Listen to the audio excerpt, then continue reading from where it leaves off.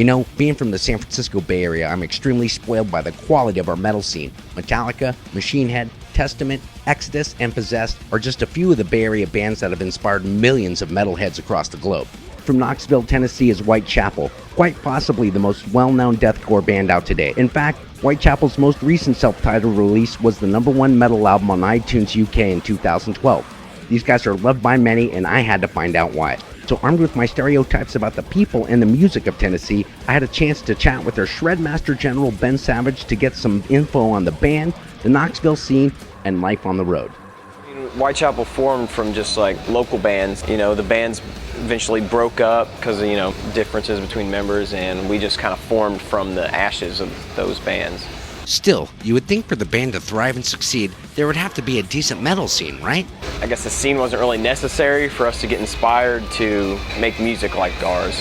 We have bands like 10 Years, that's like radio rock stuff. We got a band like Straight Line Stitch, they've been around for a while. My mom listened to like, you know, Dolly Parton, you know, she loves country. My dad showed me like Metallica, you know, Ride the Lightning, and Tool like really got me stoked on metal, and you know, Slayer definitely got the whole like the evilness of them just kind of seeped into me, and I just really liked how it was, you know, it didn't stick to like normal like chords that I was used to hearing. It like went to like a whole different like realm. Whitechapel!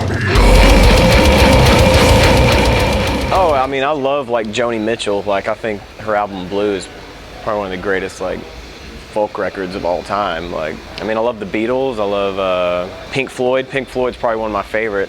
Just the whole like the psychedelic era. Tame Impala, they're like a sick band.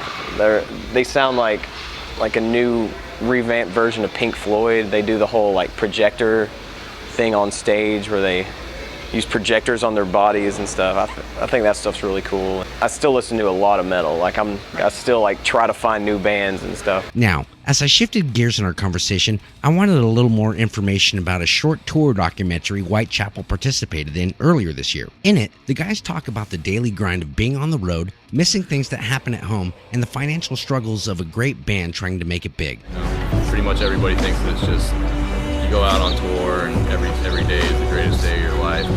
It's not all it's cracked up to be. It's a life, not for very many people. Some of the fans commented that Whitechapel is complaining. Others give them kudos for being open and honest about their trials and tribulations on tour. So I asked Ben, what the fuck?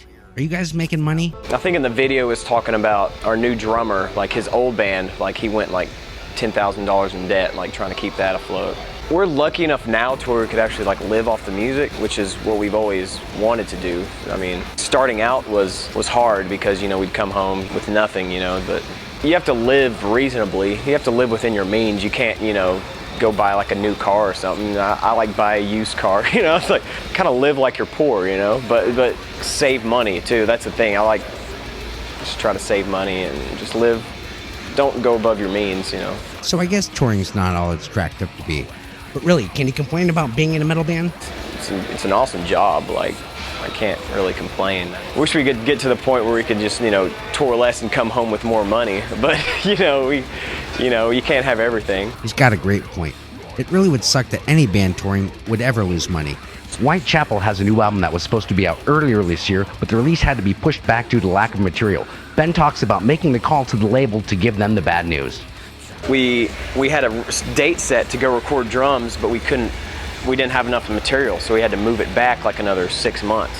I got to make the call. We won't be able to finish this. Like, so you made that call, huh? Yeah. And so what happens then? They're like, okay. I mean, the whole goal is to make an awesome record. So it's like, if that goal can't be met, then why even try? This will be our 5th record, and you just have to do it. You can't just like be like, oh man, I'm just gonna wait till the inspiration comes to me, which is cool. Like, but you have to actually get up and pick up a guitar to actually find those things, you know. So if Whitechapel is touring all the time, when do they get time to write new stuff? You know, we're always writing. I could have a riff in my head today or something. I'll just hum it to my phone or just play it on guitar, and so we just have to gather enough material, and eventually over time it'll sit and like a stew and just kind of simmer for a bit, and all the stuff that we're like emotionally attached to we'll use. Big part of it is just like having parts fit together. Like we could have an awesome section for a song, but just there's nothing else. So it's like kind of just, You just have the hook and not the rest of the song. yeah.